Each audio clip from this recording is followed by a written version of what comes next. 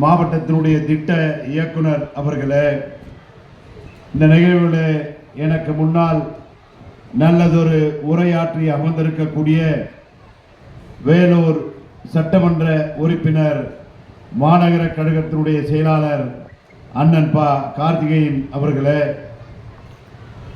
மாவட்ட திட்டக்குழு உறுப்பினர், மாவட்ட ஊராட்சியினுடைய தலைவர் சகோதரர் மு பாபு அவர்களே, வணக்கத்திற்குரிய வேலூர் துணை மேயர் தம்பி சுனில்குமார் அவர்களே, இன்றோடு நாளையோடு ஓய்வு பெற்று இந்த மாவட்டத்தின் பள்ளியில் படிக்கக்கூடிய குழந்தைகளின் வளர்ச்சிக்காக அரும்பாடுபட்டு எத்தனையோ 30-35 வருட காலங்கள் பல பள்ளிகளிலே பணியாற்றி, பல மாவட்டங்களிலே பணியாற்றி, நம் மாவட்டத்தில் நாளை பணி ஓய்வு பெறக்கூடிய மாவட்ட கல்வி அலுவலர் அம்மையார் அவர்களே,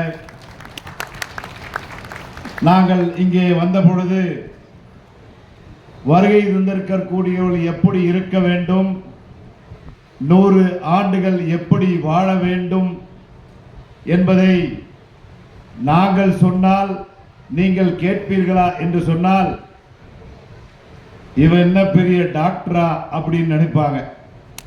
ஆனால் ஒரு டாக்டரே சொன்னா இருக்கும் போல இருக்கு, அவர் சொல்றதை நம்ம கடைபிடிச்சா 100 இல்லைனா கூட ஒரு 80ஆவது வாழலாமா அப்படின்னு அவர் சொல்றதை கேட்கிற நானும் கேட்கக்கூடிய ஒரு வாய்ப்பை பெற்று தந்த டாக்டர் தில்லை வாணன் அவர்களே, ஏன் என்று சொல்கின்றேன் என்று சொன்னால், மாண்புமிகு தமிழ்நாடு முதலமைச்சர் அவர்கள் குடியாத்தத்தைச் சேர்ந்த மொழிப்போர் தியாகி, சுதந்திர போராட்ட தியாகி ஐயா அண்ணல் தங்கோ அவர்களுக்கு சுமார் 60 லட்சம் ரூபாய் அளவில் குடியாத்தத்தில் அவருக்கு புகழ் சேர்க்கக்கூடிய வகையில் அங்கே ஒரு மணிமண்டபம் அமைத்து தந்தவர். அந்த குடும்பத்தைச் சேர்ந்த மருத்துவர் என்பதற்காக அவருக்கும் என்னுடைய வணக்கத்தை நான் தெரிவித்துக் கொள்கின்றேன். இந்த நிகழ்வில் பங்கு பெற்றிருக்கக்கூடிய அனைவருக்கும் என்னுடைய வணக்கத்தை நான் தெரிவித்துக் கொள்கின்றேன். இங்கே பேசிய நம்முடைய வேலூர் சட்டமன்ற உறுப்பினர் உள்ளிட்ட அனைவரும் இங்கே தெரிவித்தார்கள். வேலூர் மாநகரில் புத்தக திருவிழா. வேலூர் மாநகரில் புத்தக திருவிழா என்று சொன்னால் மக்கள் வருவார்களா வரமாட்டார்களா என்ற ஒரு அச்சமும் இருந்திருக்கலாம். இது 3ஆம் ஆண்டு புத்தக திருவிழா. நம்முடைய மாவட்ட ஆட்சித்தலைவர் இன்றைக்கு மிக சிறப்பாக இந்த புத்தக திருவிழாவை நடத்தி கொண்டிருக்கின்றார். கூட்டம் வருமா? இது சேர்க்கிற கூட்டமா? இல்லை, இது இந்த புத்தக திருவிழாவை காண வந்த கூட்டம், இங்கே அமர்ந்திருக்கக்கூடிய கூட்டம், இது தானாக வந்த கூட்டம். அரசியலில் கூட சொல்லலாம், கூட்டம் வரலன்னா கொஞ்சம் பேர் எங்கேயாவது கூட்டு வந்து உட்கார வைக்கலாமே. ஆனால் இது தானாக வந்த கூட்டம். காரணம், இன்றைக்கு நாட்டிலே நீங்கள் பார்ப்பீர்கள் என்று சொன்னால், டவுன் பஸ்ல ஏறினாலும் சரி, ரயிலில் ஏறினாலும் சரி, சென்னையில் போய் மெட்ரோவில் ஏறினாலும் சரி, கூட வந்த குழந்தை நம்மோட இருக்கான்றது கூட இன்னைக்கு பார்ப்பாங்களான்னு சொன்னா அது கூட ரொம்ப கொஞ்சம் கம்மி தான். கூட வந்திருக்கக்கூடிய குழந்தைய ஒரு பக்கம் பிடிச்சாலும் அடுத்த கை பிடிக்கிறது எதிரான்னு சொன்னா, இந்த செல்போன் 100 பேர் இருந்தா 100 பேருமே இன்னைக்கு செல்போனை பார்க்கக்கூடிய இந்த காலத்தில் இது போன்ற ஒரு புத்தக திருவிழா ஏற்பாடு செய்த நம்முடைய மாவட்ட ஆட்சித்தலைவருக்கு நன்றி. சென்னையிலே புத்தக திருவிழா நடக்கும், மதுரையிலே புத்தக திருவிழா நடக்கும். இதை அனைத்திற்கும் காரணமாக இருந்தவர் மாண்புமிகு தமிழ்நாட்டினுடைய முதலமைச்சர், மாண்புமிகு தமிழ்நாட்டினுடைய முதலமைச்சர். இன்றைக்கு வேலூரே திருவிழா கோலம். மாலை ஞாயிற்றுக்கிழமை மாலை வேளையில் இங்கே வந்து அமர்ந்திருக்கின்றீர்கள். இந்த அழைப்பதையை பார்த்தேன். அன்னைக்கு துவக்க விழாவிற்கு மாவட்ட ஆட்சித்தலைவர் அழைத்தார்கள், அன்றைக்கு வர முடியவில்லை. நிறைவு விழாவாவது கண்டிப்பாக போய் இந்த நிகழ்ச்சியில கலந்து கொள்ள வேண்டும் என்று ஆவல். 5 நாட்கள் சட்டமன்றம், நானோ அண்ணன் கார்த்திகேயனோ சென்னையில சட்டமன்றத்தில் கூடினோம்.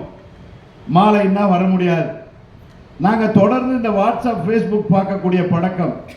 அப்படி பார்க்கின்ற பொழுது ஒவ்வொரு நாளும் இந்த வேலூர் மக்கள் காதில் நன்றாக கேட்கக்கூடிய அளவிற்கு செய்திகளை சொல்லக்கூடிய தலை சிறந்த பேச்சாளர்களை இந்த மேடையில அமர வைத்து ஒவ்வொரு நாளும் ஒவ்வொருவரையும் இங்கே அமர வைத்து அவர்கள் பேசுவதை கேட்பதற்காக ஏற்பாடு செய்த மாவட்ட ஆட்சித்தலைவர் உட்பட இந்த புத்தக திருவிழாவை நடத்தக்கூடிய அனைத்து அதிகாரிகளுக்கும் என்னுடைய நன்றியை நான் தெரிவித்துக் கொள்கின்றேன்.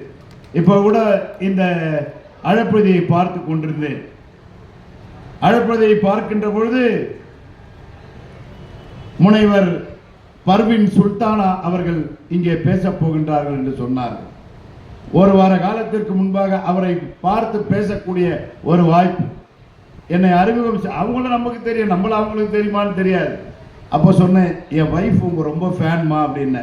அப்படியான்னு சிரிச்சாங்க.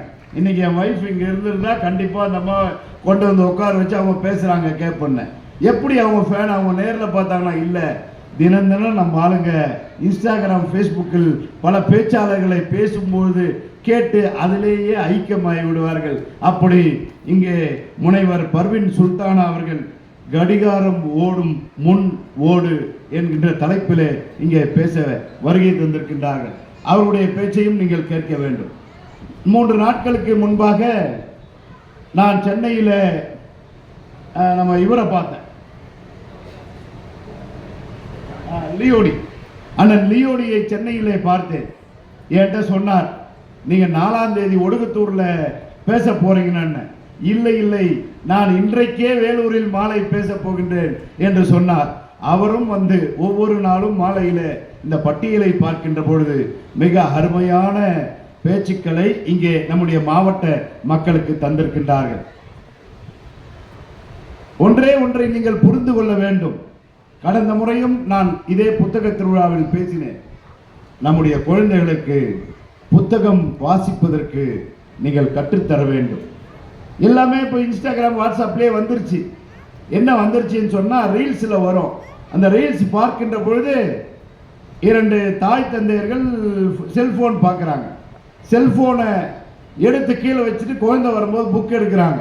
ஒரு நாள் அந்த குழந்தை செல்போன் எடுத்து பார்த்துட்டே இருந்துச்சு.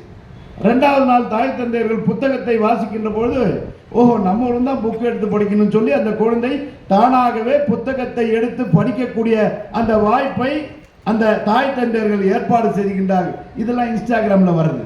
ஆகவே வருகை தந்திருக்கக்கூடிய பெற்றோர்களே, புத்தகத்தை வாசிப்பதற்கு நீங்கள் உங்களுடைய குழந்தைகளை சின்ன வயசுல கற்றுக் கொடுங்க. எல்லா வீட்லையுமே நடக்கிறது ஒன்று தான். எல்லார்ட்டையும் டேப் இருக்கு, எல்லார் வீட்லையும் டேப் இருக்கு.